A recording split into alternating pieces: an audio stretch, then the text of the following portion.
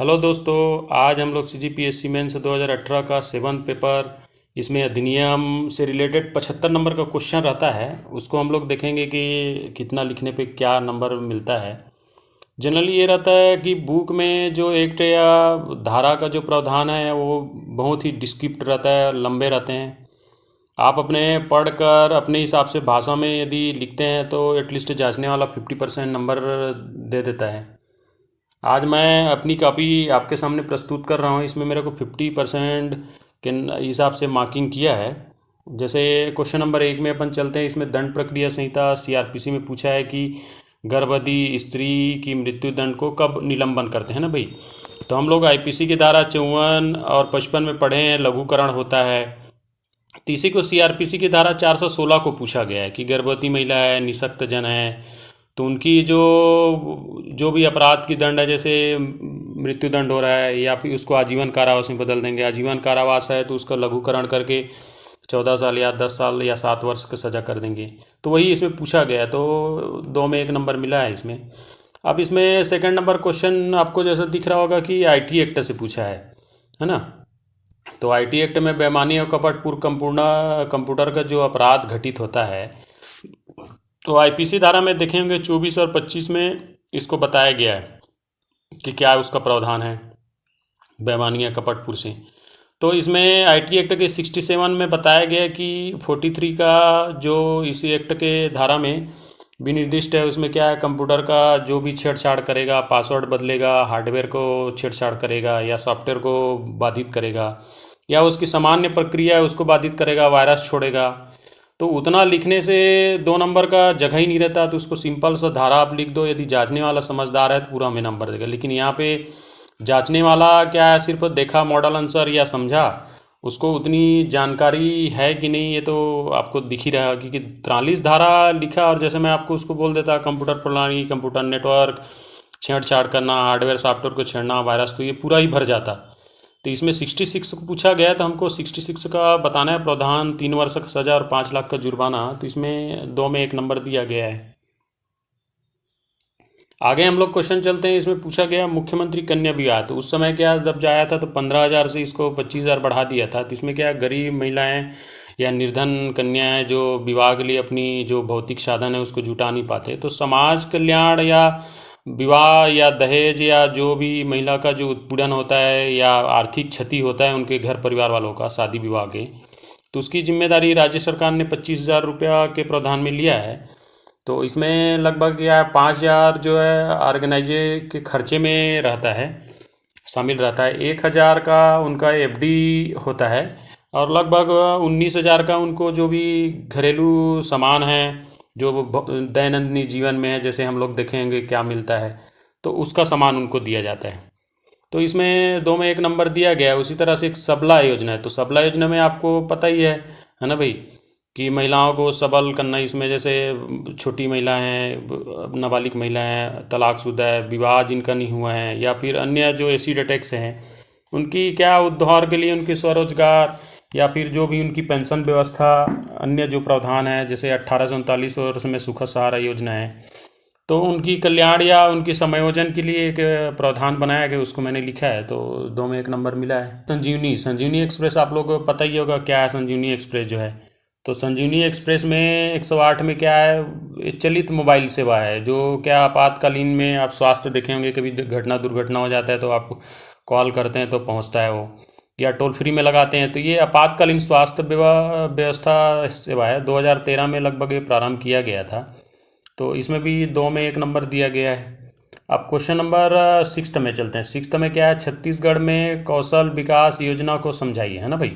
तो skill development तो आपको विदित होगा कि छत्तीसगढ़ युवा कौशल विकास अधिकार अधिनियम 2013 पारित हुआ है, जिसमें मुख्यमंत्री स्वरोजगार योजना, प्रधानमंत्री स्वरोजगार योजना, इन सबको समाहित करके अब लाइवलीहुड का, जिसमें क्या 36 सेक्टर है, उसमें लगभग 706 पाठ्यक्रमों को संचालित करके लोगों को रोजगार, स्वरोजगार और नियोजन के लिए सशक्त बनाया जाता है। अंत्योदय योजना है। तो अंत्योदय योजना आपको पता है, अन्न के काम के बदले अनाज योजना चला था। उसमें फूड सिक्योरिटी एक्ट 2012 राज्य में लागू किया गया। उसी के तर्ज पे केंद्र में भी 2013 में फूड सिक्योरिटी एक्ट लागू किया, जिसमें क्या है, अनंतिम व्यक्ति या जिनको खाद्य सामग्री या पोषण आहार सुलभ नहीं होता उन तक सुलभ पहुंचाने के लिए या यह व्यवस्था को सुनिश्चित किया गया है, वही इसमें पूछा गया है। तो 2 नंबर का है, तो 1 नंबर इसमें मिला है। अब छत्तीसगढ़ के महिलाओं के विषय में स्वयं सहायता समूह का योगदान है ना, इसको लगातार अभी 2020 में भी रिपीट किया और 8 नंबर का क्वेश्चन पूछा है।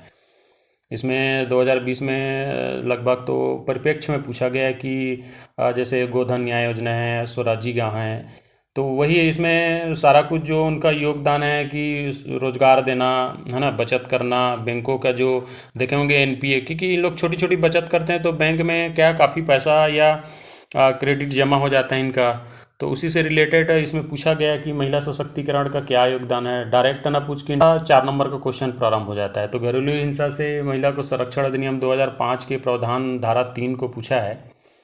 तो इसमें वही बताना था कि इनकी मतलब किस तरह से अपराध होता है, कौन अपराध कारित करता है, तो उससे रिलेटेड क्वेश्चन पूछा गया है। अब इसमें 4 नंबर के क्वेश्चन मानवाधिकार का आया था, हम लोग वीडियो बनाए भी हैं।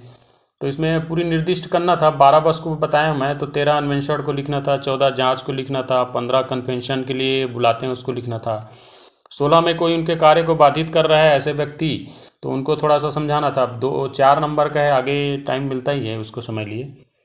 तो इसमें 4 में 2 नंबर दिया गया है, जैसा आपको दिख रहा होगा यहाँ पे और है जगह जो है। अब आगे 12th नंबर क्वेश्चन में इसमें राज्य के स्वच्छता रिपोर्ट को पूछा गया, 2 अक्टूबर 2014 का है ना भाई। तो इसमें वही विवरण बताना था कि जो क्या है, शौच मुक्त हुआ, फिर प्रतिशत है, फिर कौन सा क्रम में है। आस्था गुरुकुल, तो अभी देखेंगे विवेकानंद आस्था गुरुकुल के लिए लगभग 251 करोड़ रुपए का प्रदान किया गया है इसमें। तो उसमें कंप्लीट मतलब बच्चे क्या है, पहली से लेके अंतिम रोजगार तक के, जैसे आपको दंतेवाड़ा में मिल जाएगा है ना, लाइवलीहुड कॉलेज टाइप का, रायपुर के सड्डू में मिल जाएगा। तो संपूर्ण विकास का एक है, जैसे पुरातन समय में गुरुकुल में रह के संपूर्ण शिक्षा दीक्षा रोजगार के लिए निपुण होकर निकलते थे, उसी के तर्ज पे बनाया गया है अभी। 8 नंबर का सूचना के अधिकार के अंतर्गत कौन सूचना को प्रकट नहीं, तो धारा 8 को स्पष्ट पूछा गया है। इसमें एक चीज़ और लिखना था मेरे को, 20 वर्ष जो पुराने सूचना है उसको आप नहीं ले सकते, इसमें ये है। तो 8 में 4 नंबर दिया है। अब आगे हम लोग 15 नंबर में पढ़ते हैं, वही इसमें स्पष्ट मतलब बड़ा पूछा है, सखी सेंटर का क्या योगदान है। तो सखी सेंटर के योगदान को आपको बताना था, जैसे अभी रायपुर में है और आने वाले इसमें समय में सभी जिलों में हो जाता है। तो उसमें क्या है, महिलाओं को संपूर्ण जो घरेलू हिंसा से पीड़ित है या तलाक है या प्रत्यक्षता है या अन्य जो उनकी सामाजिक परिदृश्य से होने वाले अपराध है, उससे उनको संरक्षण संवर्धन देना, सभी विधिक सहायता या निवास या जो भी प्रतिकर है जो राज्य सरकार निर्धारित करती है इस अधिनियम में। और साथ में वो जो भी उनका आगे जो मुकदमा वगैरह है उनको भी सपोर्ट करते हैं। सभी किसान का कर्ज माफ़ी, अब देखिए मैंने पूर्व में वीडियो इसको बनाया था, इस चीज़ों को लेके आपको विदित होगा इस चीज़। इकोनॉमी का पेपर है, इसमें 4 में 4 नंबर दिया है, यही सेम चीज़ लिखा है, छत्तीसगढ़ की किसान कर्ज की माफ़ी की एक लेख लिखी है ना भाई। उसमें देखेंगे आप लोग 4 में 4 नंबर दिया था, इतनी डाटा लिखा था और किन किन प्रावधानों के तहत सरकार ने और किस लिए मतलब माफ़ी दी है, और इतना हमारा एनपीए क्यों बढ़ा उसको मैंने डिटेल में लिखा है। फिर भी 8 में 3 नंबर दिया है यहाँ पे। अब एक ST/ST एक्ट है, ये फेवरेट टॉपिक है, हमेशा पूछता ही है। तो इसमें उस प्रावधानों को लिखा है मैंने, और साथ में समय नहीं था तो इसमें पॉइंट में लिखता तो शायद ज़्यादा नंबर मिलता। फिर भी इन्होंने क्या है 15 में 8 नंबर दिया है। तो यहाँ पे 50 मार्क्स किया, लगभग वही 39-40 के लगभग अंक दिया है। बाकी में मैंने वीडियो बनाया देखे होंगे, 75 में लगभग 52, 50, 51 ऐसा मार्क दिया है। तो एक लॉ रिलेटेड सब्जेक्ट भी काफ़ी कठिन रहता है, क्योंकि देखिए क्या CRPC आप लोग पढ़ेंगे तो 484 धारा रहते हैं, और उसमें IPC भी पढ़ेंगे तो 511 धारा रहता है। तो महिलाओं से रिलेटेड काफ़ी उसमें है, लेकिन अब इसमें वही है कि किसको क्या कब पूछ रहा है, तो थोड़ा हमको डिटेल में पढ़ना पड़ता है। तो कैसा लगे वीडियो बताइएगा, ये मेरा अनुभव है, मैंने अपने आंसर शीट को RTI से निकाल के आपके सामने प्रस्तुत किया है। तब तक के लिए थैंक यू।